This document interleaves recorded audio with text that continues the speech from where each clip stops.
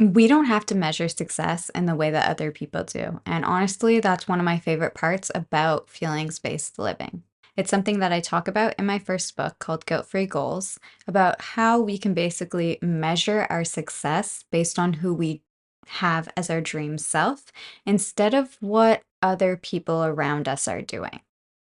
So things like getting married, having kids, earning six figures may not be things that you want to do. And if they are, that's totally cool. We can always set goals to reach those things. But the idea of feelings-based living really comes from, well, how do I feel when I reach this thing? Am I actually going to be happy having kids? Am I actually going to be happy owning property? Am I actually going to be happy at this six-figure job, even if it's like a lot of stress? Is my mental health going to be good? Am I going to feel joyful? Is there going to be some sort of pleasure in my life if I am getting up, working 9 to 5, having kids, having a partner, and living within this script that has been laid out for me? Or is there gonna be some part of me that wants some sort of freedom that I can't get in that lifestyle? Or maybe, can I have it all? And so the idea of feelings-based living and guilt-free goals go together to really help us figure out what our markers of success are, or really what helps us feel joy. Hello, beautiful souls, and welcome to a new episode of the Mini Mirror Show. I'm your host, Amira Sookram, the author of Guilt Free Goals and upcoming book, Feelings-Based Living. On this podcast, we talk about emotional literacy and emotional responsibility, and so much more. On today's episode, I want to talk to you about this idea of unconventional markers of success. So I put a post up on Instagram about this, and I just want to go through all of these because to me, in the idea of feelings-based living, these are really underrated markers of success. And obviously, we have to walk into this with the reminder that your idea of success may not match these. And listening to what other people see as success can help bounce ideas off of your own brain and off of your own feelings of if that feels right for you. So if you hear some of these and you're like, yes, I love this, then write it down, set an intention for something that you want to call into your life. And if it's not for you, leave it. That's okay. So one of my favorite ideas of success and something that I've built into my own life is having a slow morning. I don't want to wake up, have to force myself out of bed, drink coffee just to get through the day, and just be always go, go, go. I want to have moments in my life where I can wake up, I can journal in the morning, I can maybe scroll on my phone just to like shut my brain off before I have to turn it on to work and just have some time for me. It's actually funny. In my life right now, I feel like I have slower mornings on days that I have to work rather than days where I don't have to work. When I have a day where I don't have to work, I'm usually getting up and doing things. Like I'm going out to see friends or getting up, going downtown. It's kind of the opposite now. And I think that's so important for my idea of success is because if I have to work that day, I actually do want to have a slow morning so I can set myself up for a focused work day. This leads into the next one, which is time for daily rest. So I really like having a night routine where I can just like read or relax or even scroll through TikTok and just have moments where my brain and body can rest fully. I think I've been the person who has had high cortisol and maybe like from trauma, from anxiety, my muscles have been tense. And even when I sit down to relax, my body might not feel that relaxed. So I really like having this daily rest time because it teaches me and my nervous system that it's okay to do nothing and it's okay to do the things that help me feel joyful. Ooh, okay, this one's really good. Meaningful relationships. I think that when we fill our time with so many people and things that aren't meaningful to us, we kind of lose that joy and pleasure out of why am I doing this?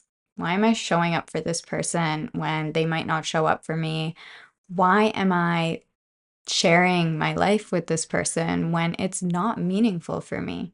I think it creates this dissonance between how we want to feel and how we are feeling. So if I'm showing up to this relationship and I feel anxious, I feel worried, I'm scared about what they're doing behind my back, that might not be actually a deeply meaningful relationship. It might feel that way in the moment. You might feel like I've put so much time and effort into this, like this is why I'm doing it. But if the feeling of pleasure and joy and like our inner children coming out to play isn't there, why am I still nurturing this relationship? Why am I pouring my energy into this? So for me, meaningful relationships, definitely an unconventional marker of success. Okay, this one may be deeply personal, but finding your ideal therapist is like a marker of success for me because I think it's so hard to do. I have been working with my therapist for, I don't know, closer to 10 years, maybe just under 10 years. And it's just so amazing having that person that you can lean on, but also that has seen your growth over time. Because they can really tell you like how proud they are of you, not just for like the accomplishments you're making in life, but because of the little changes that you've made to feel better, to work on your nervous system and mental health, to just even something as simple as traveling for me. Like my therapist has seen me go through so many changes, and it's been helpful to have somebody to tell me that they're proud of me for making those changes that have bettered my life. Okay, I think this is one we all dream of, but no vacation time limit. You can take a vacation whenever you want and you don't have to work. You can just go and enjoy your time. And as an entrepreneur, that's something I've built into my life. But what I've realized over time is that I'm actually doing a lot of heavy lifting right before I go on vacation. And is that really relaxing? So that's something I'm thinking about moving forward about how I can really make this the ideal success for my life.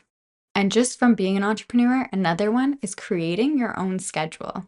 To be able to tell people at work, hey, I can't do that, find somebody else to do that.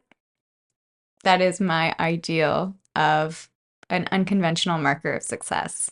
Also, this fits into having slow mornings, having daily rest, and also when you're sick or you're not feeling well, when you're literally feeling overwhelmed and just have emotions to process, you can take that time for yourself because you create your own schedule.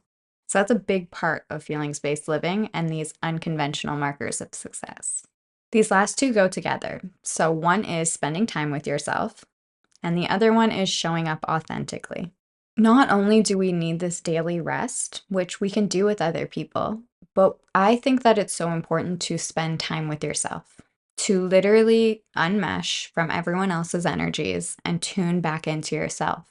It's what I like to call coming home to myself. Because in the past few years, I've done a lot of busy work or busy scheduling where I've packed my schedule with friends, family, work, travel, book writing, and just a lot of different projects. And I haven't had as much time to spend with myself as I have when I started my business. So some of those busy things may be going to a concert alone or going out downtown alone, just because I could do those things with friends and family, but I don't have to wait on them to do it. If I want to do something, I'm just going to do it. And to me, that has been a big unconventional marker of success in my life. It also relates to me showing up authentically. I'm spending my time how I want to, and so many people around me see the difference in my energy when I'm doing that. I'm not sad about this person not showing up to go to this concert with me. I'm not sad about not being able to try this new food that I've wanted to try, or even to get on a plane and go somewhere. I can do those things on my own. So that's my list of unconventional markers of success. And I'm really curious to hear, what is your unconventional marker of success? Do any of these stand out to you, or do you have your own? Like maybe it's to be able to give your dog the best life they could have, or be able to buy cute clothes for your cat, maybe? Maybe not that, but you might have something that you really want to do for your life. Or it could be like being able to pay for your children's education, even though you're not even pregnant, and that's okay. Whatever it is, Tell me what your unconventional marker of success is in the comments or caption of wherever you're watching this. And as always, please like, share, subscribe, and I'll see you next Tuesday.